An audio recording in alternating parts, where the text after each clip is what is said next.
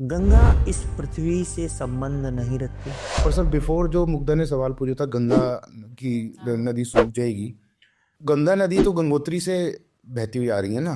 देखिए, भारत की जितनी भी नदियां हैं वो ग्लेशियर से निकली हैं, मतलब इसी पृथ्वी की उत्पत्ति है। गंगा इस पृथ्वी से संबंध नहीं रखती। तो इसकी दो थ्योरीज आई कि यह मात्र एक नदी है जो खुदाई करके निकाली, खोदी गई हो, जिसी को भागीरथ प्रयास कहते हैं। जैसे भगवान राम के पूर्वज थे भागीरथ, उन्हीं के पूर्वज सागर थे। तो उन्होंने कहा कि जितने भी सागर हैं उन्होंने खुदवाए। तो उन्होंने खुदवाया नहीं सागर को, उन्होंने सागर को एक्सपेंड करवाया। ये जो ओशन था इसका एक्सपेंशन हुआ। लेकिन कोई राजा, उसके पास कितनी भी प्रजा हो, एक नदी को खुदवा नहीं सकता।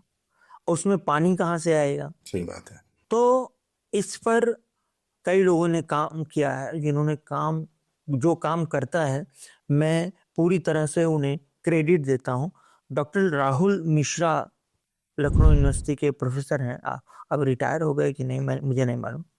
तो उनका ये कहना था कि भागीरथ को गौतम ऋषि ने भागीरथ के पूर्वजों को श्राप दिया जो कि मर गए थे, उनको तारना था।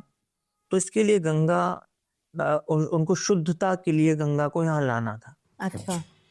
जिस तरह सभी पिंड हैं, एक धरती है, एक मंगल है, सारे एक ये है, planets। हाँ, एक सोलर सिस्टम यहाँ है, एक सोलर सिस्टम वहाँ है, एक ब्रह्मांड यहाँ है, एक ब्रह्मांड के अंदर कई सोलर सिस्टम है, फिर दूसरा ब्रह्मांड है, फिर तीसरा ब्रह्मांड, ऐसे ऐसे करके कई लोकों के बाद गंगा एक ब्रह्मांड का एक रूप थी।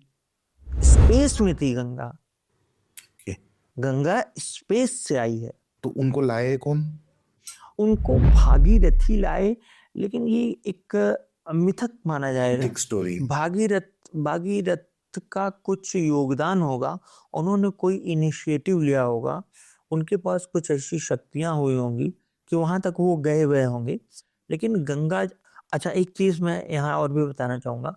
हर निर्जीव, जैसे पृथ्वी का और पदार्थों का एक मानवीय स्वरूप भी होता है।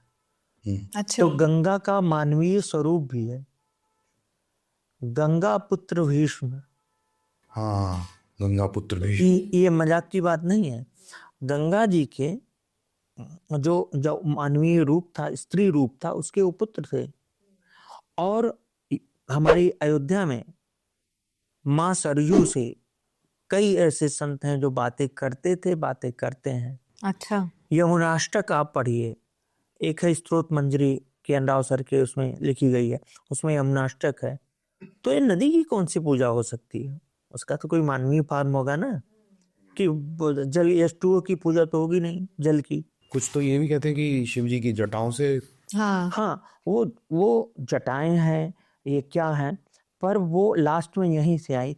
जब गंगा वहां से चलती है, एट लास्ट की प्रोसेस से वो तैयार होती हैं या वहां से चलने के लिए, तो वो बेग अगर धरती पर आती तो पूरी धरती नष्ट हो जाती। तो वो शिवजी जी की। हाँ, तो शिव जी चाहे वो स्ट्रक्चर रहे हों, चाहे वो कैलाश पर तो कोई गया नहीं, उन्होंने रोका वहां पे, फिर धीरे धीरे वहां से गंगा जी का। वो जैसे समुद्र में वो कौन सी एक जो पौधे होते हैं जिससे उसका बहाव कम हो जाता है, तो शिव जी ने अपनी जटाओं में उसको उनको धारण कर लिया। कितनी बड़ी बात है, कितनी बड़ी एंटिटी होंगे ना शिव जी, बिल्कुल, है ना। वो कहते हैं ना जो वासुकी जो है उनके गले में, वासुकी 500 मीटर या उसकी length ही इतनी किलोमीटर बड़ी की है वासुकी, और उसको वो लपेटे हुए हैं। उसको लपेटे हुए हैं और बैठे हैं नंदी पे। वो कितना बड़ा होगा? इतने तो बड़े। ये सब किसी न किसी चीज का प्रतीक है,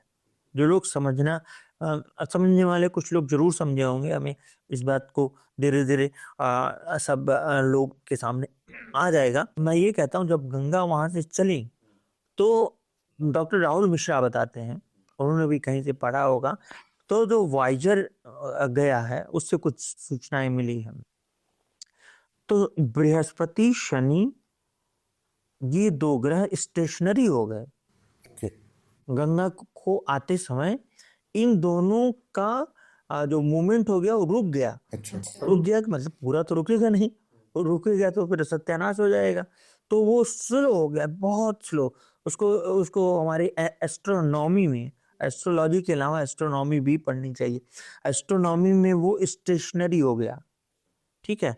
तब गंगा यहाँ पे आई हैं और फिर वो धीरे धीरे धीरे धीरे करके। अब रही बात भविष्य मालिका में गंगा की सूख जाने का, तो 2023 43 तक तो नहीं सूखेंगी।